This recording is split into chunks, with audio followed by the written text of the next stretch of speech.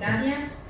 En el día de ayer disfrutamos de una recepción y bienvenida a la Botica del Ángel, donde se han dado inicio a esta jornada interuniversitaria de Derecho Aeronáutico y Espacial que de manera conjunta organizan la Universidad de El Salvador y la Cátedra de Derecho y Ciencias Sociales de la Universidad Nacional de Asunción. Hoy nos encontramos en el Auditorio San Ignacio de Loyola de la Universidad de El Salvador, donde se está desarrollando el segundo día de estas jornadas. Agradecemos la presencia de la señora decana, doctora Livia Ulliol, los titulares de Cátedra de Derecho Aeronáutico y Espacial de la Universidad Nacional de la Asunción, doctora Inés Martínez Balinotti, y doctor Carlos Vasalo, de la Universidad de El Salvador. También agradecemos la presencia del ministro Gustavo Miranda Valenzuela, de la Embajada del Paraguay. Estas jornadas constituyen una tradición entre las dos universidades, propiciando un espacio de enriquecimiento educativo y profesional. El evento cuenta con el patrocinio académico del CEDAE, que es el Centro de Estudios de Derecho Aeronáutico y Espacial de la República Argentina. A continuación, a la apertura de las jornadas, la señora decana de la Facultad de Ciencias Jurídicas de la Universidad de El Salvador, doctora Livia Ulliol. Bueno, muy buenos días a todos, bienvenidos. Señora profesora, doctora Inés Martínez Balinotti, señor profesor, doctor Carlos Vasalo, estimados colegas, futuros colegas, señoras y señores. Me complace inaugurar las cuartas jornadas interuniversitarias de Derecho Aeronáutico y Espacial, Universidad Nacional de Asunción, Universidad de El Salvador, y les doy la bienvenida a nuestra Casa de Altos Estudios. La visita de todos ustedes, en su mayoría jóvenes estudiantes, nos hace muy felices y año a año su entusiasmo e inquietud por el saber, en este caso en el campo del Derecho Aeronáutico y Espacial, renueva nuestra vocación y nos estimula a mejorar en el desarrollo de la docencia y la extensión universitaria. Ustedes saben que el Derecho Aeronáutico y Espacial forma parte de los contenidos curriculares de la carrera de abogacía desde nuestros inicios, allá en el año 1957, y también de las líneas prioritarias de investigación. En los primeros tiempos se fundó el Instituto de Derecho Aeronáutico y Espacial. La persona que lo fundó fue el doctor Armando Coca, un destacado jurista, político, diplomático, que fue profesor de la casa por más de 30 años. Y el doctor Coca, entre su incesante labor a nivel nacional e internacional en esta disciplina, podemos destacar que impulsó la incorporación del concepto de res communis humanitatis, cosa común de la humanidad, en los tratados de las Naciones Unidas, para el espacio ultraterrestre, la Luna y los demás cuerpos celestes, concepto que produjo importantes consecuencias a nivel jurídico, económico, político y estratégico. La misión del Instituto fomentar el estudio, la docencia, la investigación en esta rama del saber jurídico. En la actualidad, integra el Instituto de Investigaciones de la Facultad de Ciencias Jurídicas, continuando su misión. Antes de terminar, me gustaría destacar, como ya bien lo dijeron, el auspicio del Centro de Estudios de Derecho Aeronáutico y Espacial, CEDAE, y agradecer muy especialmente a los profesores que me acompañan en el estrado, y a todos ustedes, y a todos aquellos, que con su colaboración hicieron posible la realización de estas jornadas. Bueno, deseo que este día de trabajo sea muy fructífero. Bienvenidos a la Facultad de Ciencias Jurídicas de la Universidad de El Salvador. Nuestras puertas siempre están abiertas para todos ustedes. Muchas gracias.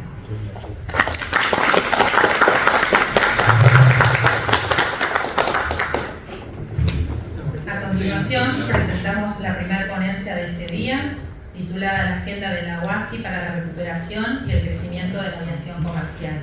Estará a cargo de la doctora Inés Martínez Balinotti, quien es profesora titular de Derecho Aeronáutico y Espacial de la Facultad de Derecho de la Universidad Nacional de Asunción, presidenta del Instituto de Derecho Aeronáutico y Espacial de dicha facultad, ex representante del Paraguay ante la OASI y miembro de la Junta Directiva de la Agencia Espacial del Paraguay.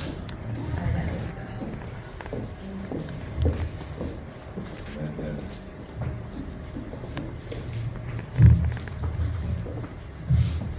Muchas gracias. Antes de iniciar esta primera parte, quiero dar unas palabras de reconocimiento al profesor Basalo, a la decana, a la doctora Lidia Uriol y a los organizadores por la cálida y divertida bienvenida de anoche en la Botica del Ángel. Muchas gracias. En esta primera parte, así como anunciara la doctora, nos referiremos al trabajo que desplegó la Organización de Aviación Civil Internacional ante cómo se enfrentó en la OASI la pandemia. Todos conocemos la importancia del rol de la OASI respecto al transporte aéreo internacional.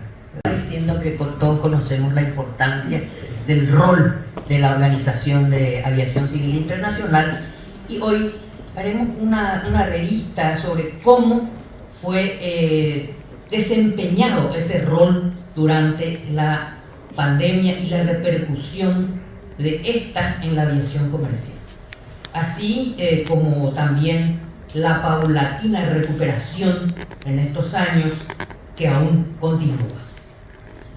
También todos sabemos que la aviación comercial constituye indudablemente un elemento indispensable para el crecimiento económico y para el acercamiento de nuestras sociedades. Asimismo, que se trata de una fuente de empleos, además de las áreas que incluye el personal aeronáutico, de tierra, del aire, los otros servicios, los otros sectores, como la hotelería, el turismo, el comercio, las inversiones, y también la propia industria constructora de aeronaves. También sabemos que esa actividad, que se encontraba en un sostenido aumento, como podemos ver en estos cuadros, vino a sufrir grandes pérdidas con flotas paralizadas. Alcanzaron muchas compañías la quiebra como consecuencia de la pandemia del coronavirus. Las operaciones se vieron pronto paralizadas, como decíamos, en prácticamente todo el mundo, por las restricciones que se establecieron de inmediato, las cuarentenas, las exigencias impuestas por las autoridades sanitarias. Ante esta situación se presentaron varias interrogantes entre los especialistas en materia aeronáutica. ¿Qué pasaba con la cancelación de los vuelos? Se traducía en un caso de incumplimiento contractual del portador frente al pasajero. Este tema, que fue de debate no solamente con respecto a la ejecución del viaje, qué derechos tendría el pasajero ante ese incumplimiento, si se trataba de un caso fortuito o si el transportista tendría alguna responsabilidad por algún eventual contagio. La situación misma de los transportistas ante la imposibilidad de operar, la devolución de los tickets, porque nadie sabía en ese momento qué hacer y cómo actuar ante la cancelación de los vuelos en todo el mundo. Pero hoy nos vamos a referir a cómo el organismo internacional más importante a nivel universal del sector enfrentó esta situación. Específicamente, como les decía, la Organización de Aviación Civil Internacional y también la actual situación de los transportistas, es decir, la recuperación del transporte aéreo internacional. La OASI, de la cual todos los estados miembros de la ONU son parte, también la Asociación Internacional de Transporte Aéreo, la IATA, como también el Consejo Internacional de Aeropuertos, así empezaron a promover la recuperación de la confianza en todos los aspectos del transporte aéreo, incluyendo la seguridad como cuestión prioritaria y las garantías para la protección ante la expansión del COVID-19 en cooperación siempre con la Organización Mundial de la Salud.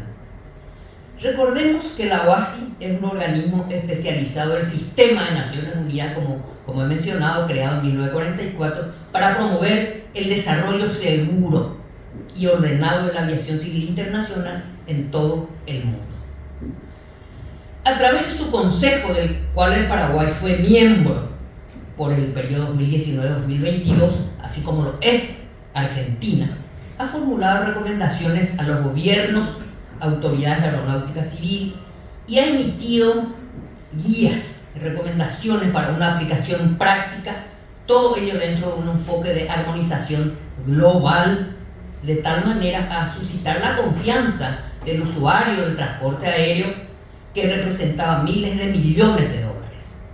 Las recomendaciones de la OASI dirigidas a los estados, a la industria aeronáutica, a las aerolíneas, a las autoridades nacionales de aviación fueron elaboradas por el CART, el equipo especial para la recuperación de la aviación civil, el Council Aviation Recovery Task Force, CART por sus siglas en inglés, conformado al mismo tiempo, al tiempo del inicio de la pandemia, a principios de 2020, y sus recomendaciones iban siendo revisadas y actualizadas periódicamente, permanentemente. Con ello se propiciaba crear las condiciones para la reanudación para el movimiento de las flotas que quedaban en tierra, la reanudación del transporte aéreo, tomando en cuenta las aeronaves, las tripulaciones, los pasajeros y la facilitación en los aeropuertos en base a la salud, obviamente, y a la seguridad. El equipo CART, al evaluar el impacto del COVID sobre el transporte aéreo comercial, estimó una reducción para el año 2020 entre el 43 y el 51% de asientos ofrecidos por las líneas aéreas, con una disminución aproximada de 2.433 a 2.924 millones de pasajeros y con una potencial pérdida de 324 a 387 billones de dólares. Se pronosticaba tan solo para el primer trimestre del 2021 una reducción global del 18 al 41% de ofertas de asientos, con una disminución de 250 a 604 millones de pasajeros y una posible pérdida de 38 a 84 billones. Los efectos dependerían de la duración, la magnitud de la epidemia y de las medidas para contenerla, el grado de confianza del usuario, así como las condiciones económicas de las empresas. En general no se esperaba que la industria recupere los niveles de demanda del 2019 sino hasta el 2024. Al no haber generación de ingresos, tener que seguir cubriendo los costos había provocado un colapso nunca visto en la historia de la aviación civil. En estos cuadros vemos cómo cayó la venta de las operaciones, la venta de los tickets aéreos. También en este cuadro vemos contado de abril de 2020 comparando con el 2019. Algunos gobiernos proveyeron ayuda económica a las líneas aéreas por medio de préstamos, subsidios, con la intención de mantener a sus trabajadores con empleo, lo que no ha evitado que varias de ellas se hayan declarado en quiebra y hayan despedido a miles de trabajadores. Tal es el caso de Delta, la empresa Delta, por dar un ejemplo, en los Estados Unidos, que recibió más de 5.4 billones del gobierno de su país a cambio del 1% de sus acciones. Y tuvo que hipotecar su programa de viajeros frecuente, el Sky Miles. Voy a ir al anterior otra vez, sí. El Sky Miles, el programa de la empresa, por 6.5 billones para mantenerse en operación. Otras compañías se acogieron al Chapter 11, la ley de quiebras de los Estados Unidos que permite a la empresa que se somete a él a proponer un plan de reorganización que le facilite cumplir con sus acreedores mientras puede seguir operando el servicio de transporte. Por dar otro ejemplo, Canadá, el Sindicato de Empleados de la Aviación presentó una petición al Parlamento para que se conceda a las líneas aéreas nacionales como Air Canada, WestJet, Sunwing Airlines y otras un préstamo de nada menos que de 7 billones de dólares canadienses a un interés del 1% a 10 años. Las líneas aéreas canadienses acogieron la solicitud para evitar el despido masivo de los trabajadores y salvar a la industria nacional. Debe señalarse que en Canadá la industria aeroespacial representa 250.000 empleos y aporta al 25% del Producto Interno Bruto. Habían solicitado además la aprobación y despliegue de testeos rápidos para pasajeros como una medida de alivio a las restricciones y a la cuarentena. Entre las líneas aéreas más afectadas pueden mencionarse las siguientes en diversas regiones. En Asia, Thai Airways, prestigiosa línea aérea tailandesa, que se declaró en quiebra el 18 de mayo ya de 2020. En octubre de ese año fue autorizada a proceder con el plan de reestructuración de su deuda, cuya aplicación se cree llevaría hasta 7 años. A su vez, Singapore Airlines eliminó alrededor del 20% de su fuerza laboral. Virgin Australia se declaró un concurso voluntario de acreedores ya el 21 de abril de 2020. En Europa, el gobierno alemán otorgó a la línea aérea Lufthansa la suma de 14 billones de dólares americanos de las acciones de la empresa. Ryanair, una línea aérea irlandesa de bajo costo, anuncia el 1 de mayo de 2020 el despido de 3.000 trabajadores, el 15% de su fuerza laboral, incluyendo pilotos y tripulación de cabina. En América, la TAM y varias filiales de la empresa, el mayor grupo latinoamericano, canceló todos sus vuelos comerciales y redujo sus operaciones aéreas en un 95% para mayo de 2020. En ese mes confirmó la TAM el despido de 1.400 trabajadores en Colombia, en Chile, en Ecuador y Perú. El 26 de mayo, la TAM se acogió al Chapter 11 de la ley de quiebras americana. Al presente, felizmente, la TAM se está recuperando y cada vez está aumentando más sus operaciones internacionales. Avianca Holding, que es una empresa colombiana, segunda línea aérea más antigua del mundo, se acogió también a dicha ley en mayo de 2020. En tanto que la subsidiaria Avianca Perú había informado que entró en proceso de liquidación. La empresa colombiana posteriormente reinició sus operaciones internacionales. Aeroméxico anunció la iniciación de un proceso voluntario de reestructura financiera bajo el Chapter 11 de la citada ley de Estados Unidos para fortalecer su posición financiera y liquidez mientras continuaba operando. La IATA, la Asociación Internacional de Transporte Aéreo, que aúna a las compañías aéreas, hizo llamados a los gobiernos de América Latina y del Caribe para que permitan un reinicio más amplio de la aviación, sugiriendo que gobiernos de la región apoyen económicamente a la industria a recuperarse del colapso financiero. A nivel mundial, la ayuda de los gobiernos a la industria de la aviación alcanzó más de 123 billones de dólares americanos. En este cuadro vemos las líneas aéreas que quebraron en la pandemia. Y según datos publicados por la empresa Preferent, especializada en turismo, que es la que preparó estos cuadros, vemos, basada en los datos de la IATA, que durante el 2020 hasta 53 compañías aéreas fueron a la quiebra. Las cifras pudieron haber sido peores de no haberse contado con esos aportes estatales al sector aéreo.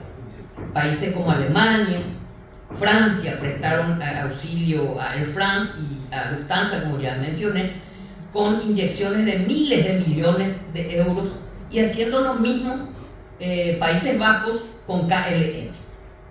En este cuadro también vemos cómo decreció el transporte de pasajeros y de cargas. Según proyecciones de los fabricantes, acá en estos cuadros, vemos tráfico de pasajeros en este cuadro y en el próximo el de cargas. Según las proyecciones de los fabricantes de aeronaves, de las propias aerolíneas y otros sectores, la recuperación se extendería a periodos de varios años, registrándose en América Latina un mejoramiento un poco más tardío que en otras regiones. En cuanto a los aeropuertos, obviamente la paralización de la actividad implicó la no utilización de los aeropuertos y los aeródromos, produciendo grandes pérdidas estimadas en millones de ingresos por actividad aeroportuaria ya en el 2020 en comparación con los negocios habituales. Todo esto, esta información, ¿verdad?, dada por el Consejo Internacional de Aeropuertos, ASI. La pandemia también afectó planes de expansión de los aeropuertos e infraestructuras logísticas, debido a que los flujos de pasajeros proyectados no se recuperarían en el mediano plazo. El sector de la industria aeroespacial, tanto de reparación, de certificación de aeronaves, como también para la construcción de partes y nuevos aparatos, también se vio afectado por la crisis del sector, que llevó a la cancelación de compras ya ordenadas. Muy bien. Ante este escenario que se planteaba con una crisis sin precedentes a nivel universal en el transporte aéreo, el sistema de aviación se enfrentó a variados y crecientes retos. Las líneas aéreas, los aeropuertos, las respectivas organizaciones como la IATA, la ASI, asociaciones de pilotos, actores de la industria, habían pedido a los gobiernos la adopción de medidas para ayudar a reducir los efectos de la crisis, teniendo en cuenta las solicitudes, así como las respuestas de los gobiernos para crear un marco de recuperación eficaz y armonizada. Fue fundamental la labor del equipo CART del Consejo de la OASI. El CART tuvo por objeto, según la propia OASI, proporcionar una orientación práctica armonizada a los gobiernos y operadores de la industria a fin de reiniciar el sector del transporte aéreo internacional y recuperarse los efectos del COVID-19 de forma mundial coordinada. La OASI se dispuso a colaborar con sus Estados miembros, organizaciones internacionales, regionales, la industria, para hacer frente a las dificultades y proporcionar orientaciones, recomendaciones para la recuperación segura, protegida y sostenible del sector en todo el mundo. Se encontró que la mejor manera de contribuir a la reanudación y recuperación del sector era un enfoque internacional basado en 10 principios fundamentales: proteger a las personas, adoptando medidas armonizadas, obviamente, pero también flexibles al mismo tiempo, trabajar con un solo equipo de aviación, mostrar solidaridad, mantener la conectividad esencial, gestionar de manera activa los riesgos relacionados con la seguridad operacional, la seguridad de la aviación y obviamente de la salud, compatibilizar las medidas de salud pública con los sistemas de seguridad operacional y seguridad de la aviación, fortalecer la confianza del público, distinguir entre reanudación y recuperación, apoyar las estrategias de ayuda económica dirigidas a la industria de la aviación, preservar la sostenibilidad, extraer un aprendizaje de la experiencia para mejorar la resiliencia. Las medidas aceptadas y armonizadas a escala mundial resultaron esenciales. Estas medidas debían ser compatibles, obviamente, con los requisitos de seguridad operacional y seguridad de la aviación, proporcionadas a la mejora de la salud pública y al mismo tiempo flexibles en la medida de lo posible para posibilitar la recuperación económica viable, además de disponer de salvaguardias para no distorsionar los mercados. Las medidas que podían representar costos o cargas a la industria se debían sopesar cuidadosamente y estar justificadas por consideraciones, como dije, de seguridad operacional, salud pública, confianza del público usuario y el personal de la aviación. Esas medidas podían dividirse en 4 categorías. Medidas relacionadas con la seguridad, también con la salud pública en la aviación, medidas relacionadas con la seguridad de la aviación, debía profundizarse la coordinación intersectorial de los participantes en las operaciones, mediante el establecimiento de un comité de facilitación del transporte aéreo o una comisión equivalente y cumpliendo obviamente las medidas sanitarias. También medidas económicas y financieras, deberían ser estas medidas incluyentes, puntuales, proporcionadas, transparentes y temporales, compatibles con las políticas dictadas por la OASI, sin menoscabo obviamente de la competencia legal.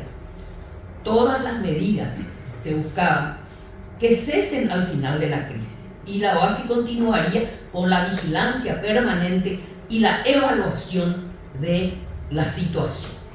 El propio presidente del Consejo de la OASI decía que el mundo tenía sus ojos puestos en el Consejo de la OASI para recibir orientaciones de alto nivel necesarias para que los gobiernos y la industria inicien la reanudación del transporte aéreo internacional y la recuperación tras el COVID-19.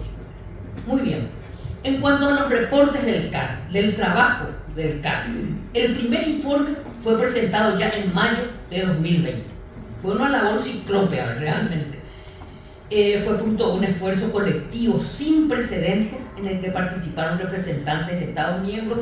Acá tienen la lista: Arabia Saudita, Australia, Canadá, China, Colombia, Costa Rica, Costa de Marfil, Emiratos Árabes, España, Estados Unidos, Reino Unido, Singapur y Zambia. Y también los organismos internacionales, los organismos de turismo, de salud, la Comisión de la Unión Africana, la Unión Europea, la Agencia Europea de Seguridad, también la Organización Árabe de la Aviación Civil, la Conferencia Europea de Aviación Civil y la Comisión, obviamente, Latinoamericana de Aviación Civil, la CLAC, la industria, el Consejo Internacional de Aeropuertos, también la Organización de Servicios de Navegación Aérea Civil, la IATA, que varias veces ya mencionamos, y el Consejo Coordinador Internacional de Asociaciones de Industrias Aeroespaciales, con la asistencia, obviamente, siempre permanente de la Secretaría de la OASI. A medida que surgían las variantes de la situación, fueron modificándose estas recomendaciones emitidas por el CAR.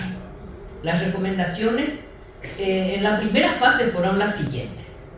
Fueron 11 recomendaciones en el libro. Acá simplemente terminamos mencionando los grupos que participaron, los organismos. En esta primera fase, que correspondía para el periodo abril a junio de 2020, surgieron 11 recomendaciones referidas a, en primer lugar, que los estados debían continuar actualizando la situación e informando permanentemente. Recuerdan que veíamos en la televisión, en todas las noticias, reportes permanentes de cómo evolucionaba la pandemia. Los estados debían evitar mantener o retener cualquier medida tan pronto se fueran reanudando las operaciones. Los estados debían acelerar el desarrollo de las orientaciones para la gestión de la seguridad operacional. También la armonización global y regional de los procedimientos era esencial. Para buscar el más rápido retorno a la normalidad, los estados deberían realizar revisiones sobre la aplicación de medidas o, si fuera necesario, la suspensión de las medidas. Los estados miembros debían contar con un comité, como ya dijimos, de facilitación para la coordinación a nivel nacional, y debía realizarse un seguimiento de los pasajeros. Recuerdan que decían a dónde va, con qué familia va a estar, dónde se va a hospedar, etcétera, para asegurar la trazabilidad y la identificación. El fortalecimiento del sistema de supervisión del cumplimiento de las medidas de seguridad. También ofrecer garantías para que el personal esté capacitado para identificar y gestionar situaciones de pasajeros insubordinados. Situaciones en que los pasajeros no querían ponerse el barbijo y creaban problemas a bordo. ofrecer garantías para que el personal pertinente esté capacitado para también, bueno, pasajeros insubordinados que entraban en esa categoría, ¿verdad? También los estados debían considerar medidas de emergencia apropiadas para la viabilidad financiera y para mantener el nivel de operaciones seguras, eficientes dentro de la normativa OASI. Por último, el intercambio de información permanente y de mejores prácticas contribuyendo a una base de datos de la OASI. Así, al mismo tiempo, quiero que sepan que también los consulados, las embajadas, permanentemente informaban a su capital cómo iba el grado de la pandemia en cada país. Bueno, en el segundo informe, el CART, se introdujeron 3 recomendaciones solamente, consistentes, primero, en la implementación de medidas para no prolongar más allá del 31 de marzo de 2021 las exigencias de facilitar el acceso a las instalaciones médicas y de instrucción a la tripulación para mantener su certificación. Otra recomendación sobre las pruebas como método de detección de salud. Los estados debían aplicar el enfoque del manual de medidas de gestión de riesgos transfronterizos. Los estados que consideraban la formación de un corredor sanitario debían compartir activamente información entre sí para implementar los corredores de la manera más armonizada posible. Bueno, muy bien, en la tercera fase y la última del trabajo del CART, en octubre de 2021, el CART emitió nuevas recomendaciones ya para el restablecimiento de los viajes aéreos y las medidas recomendadas para evitar el contagio del COVID-19. En ese sentido, se consideraba fundamental priorizar el acceso a la vacunación de las tripulaciones de vuelo dentro de los criterios de la OMS, de grupos prioritarios también de vacunación. Recuerden que escaseaban las vacunas, que todos los países estaban reclamando la distribución equitativa, en especial tener tripulaciones prontas para mantener la cadena de suministro mediante el transporte de las vacunas y otros insumos. Por otra parte, se señalaba que no se podía exigir como un prerequisito para viajar la vacunación. Se recomendaba que para los viajes internacionales las vacunas no sean exigibles.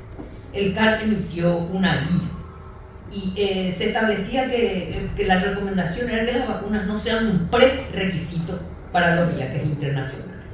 Bueno, como vimos, el CART se estableció al inicio de la pandemia y el Consejo de la OASI fue adoptando las primeras medidas y orientaciones del CART para el transporte aéreo internacional en junio de 2020. A medida que la pandemia avanzaba, también lo hacían esas recomendaciones. La primera fase de abril a junio, como dije, la segunda de 2020, la segunda de agosto a noviembre de 2020 y la tercera entre enero a marzo de 2021. La IATA, la Asociación Internacional de Transporte Aéreo, acogió la aprobación de las últimas recomendaciones del CART y el director general de la IATA, Alexandre de Junat, expresó que las recomendaciones del CART eran los pilares de esa cooperación que necesitaba la aviación en ese momento. Los aspectos más destacados por Junat en las recomendaciones del mismo, él resaltaba la liberación temporal de los vuelos de carga, consideración de las tripulaciones de vuelo como un grupo prioritario para recibir la vacuna, mayor cooperación entre los gobiernos para la implementación de las recomendaciones y orientaciones del CART, la creación de nuevas orientaciones o actualización, por ejemplo, certificado de pruebas de COVID, gestión de riesgo por COVID, guía para el transporte de mercaderías peligrosas en aviones de pasajeros utilizados en aviones de carga. Afirmaba que se trataba de un trabajo importante de los gobiernos y los socios de la aviación bajo el liderazgo de la OASI y contando con el apoyo pleno de la industria. Pero esas recomendaciones, orientaciones e instrumentos solo, decía él, adquieren sentido si se adoptan en todo el mundo, que era crucial que los gobiernos implementen la guía, sobre todo de cara a la reanudación del transporte aéreo para cuando abrieran o cuando se abrieran las fronteras. El reinicio, el mantenimiento de las operaciones para proporcionar la conectividad vital que necesitan las economías y la sociedad, solo es posible, decía, si todas las partes trabajan unidas.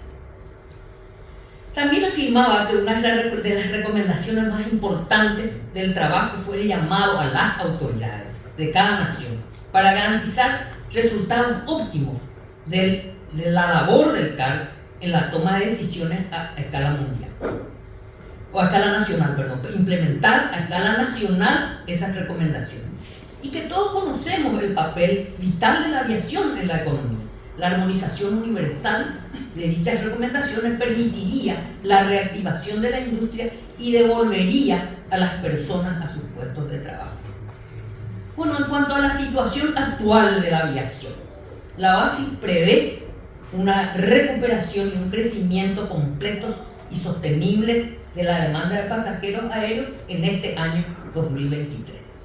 A partir de análisis de estudios avanzados de macrodatos, la OASI prevé que la demanda de pasajeros aéreos en este año 2023 se recuperará rápidamente a los niveles anteriores a la pandemia en la mayoría de las rutas, que en el primer trimestre, ¿y qué pasó? Y que se alcanzará un crecimiento alrededor del 3% sobre las cifras del 2019 a finales de año. La doctora Sbarbati, que hizo unos estudios para la CEPAL, en estos cuadros podemos ver los pronósticos de la recuperación de pasajeros entre el 2023 a 2025. En este cuadro también pronóstico de crecimiento de la flota del 2021 ya al 2031.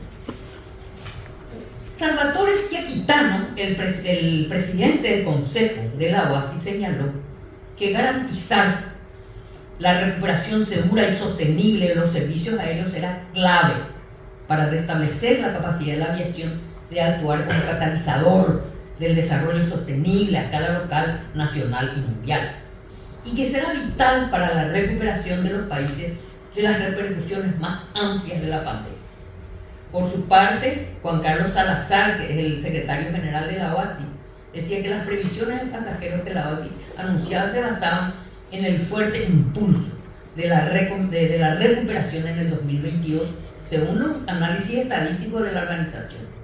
A través de la OASI, decía, los gobiernos han alcanzado acuerdos sobre los objetivos de 0 accidentes mortales para el 2030 y 0 emisiones de carbono para el 2050, que es otro tema en la agenda de la OASI, que seguirán desempeñando un papel clave tanto para orientar el progreso continuo como para priorizar las iniciativas de apoyo a la implementación de la OASI.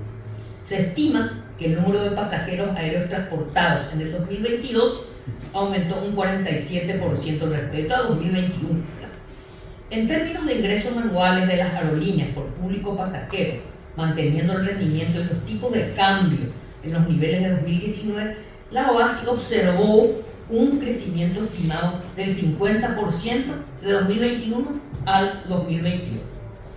Y en consonancia con las previsiones anteriores de la OASI, la fuerte recuperación de demanda de pasajeros aéreos ha dado lugar a que el número del 2022 alcanza aproximadamente el 74% de los niveles anteriores a la pandemia.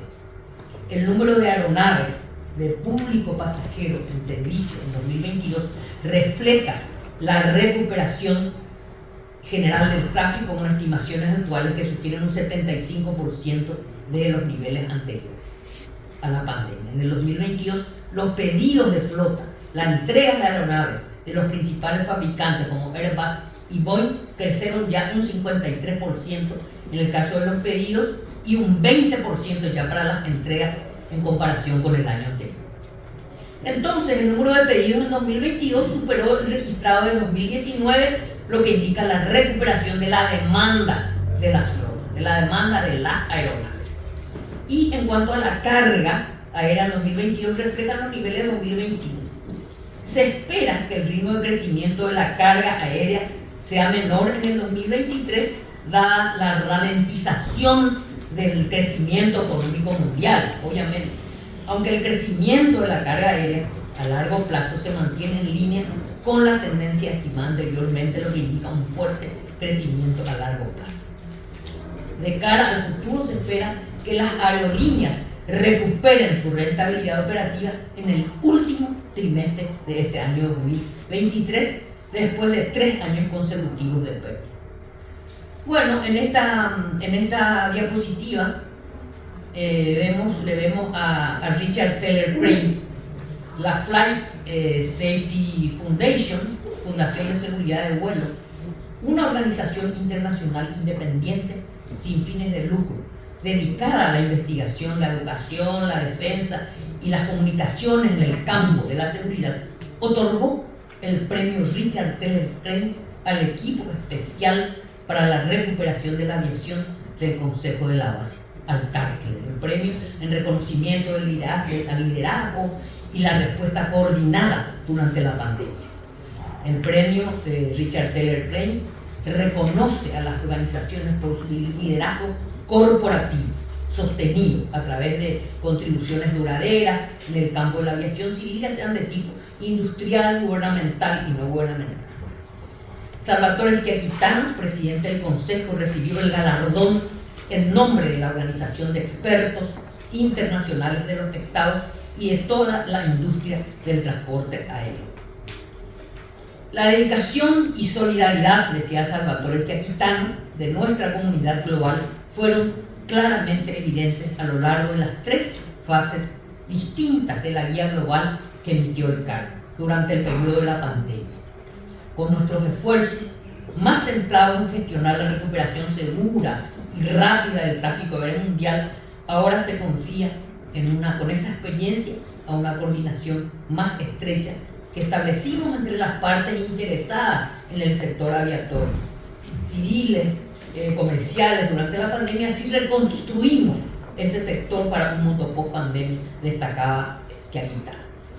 Por su parte, Hassan Shahidi, que es el presidente y director de la Flight Safety Foundation, de la fundación que le otorgó el premio, mencionó que desde el comienzo de la pandemia, la OASI reconoció que una recuperación y un reinicio exitoso estarían mejor respaldados por un enfoque internacional bien coordinado.